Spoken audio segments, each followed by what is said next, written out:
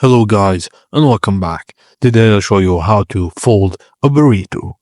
Firstly, use a large flour tortilla.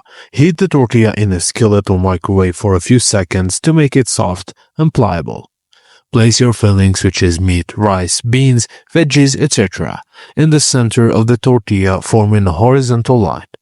Leave about 2 inches of space on the sides to avoid overstuffing to make wrapping easier. Fold the left and the right sides of the tortilla inward, almost touching or slightly overlapping the filling. This creates a barrier to keep filling from spilling out. While keeping the sides tucked in, grab the bottom edge of the tortilla and fold it up over the fillings. Pull the bottom edge slightly against the fillings for a snug wrap.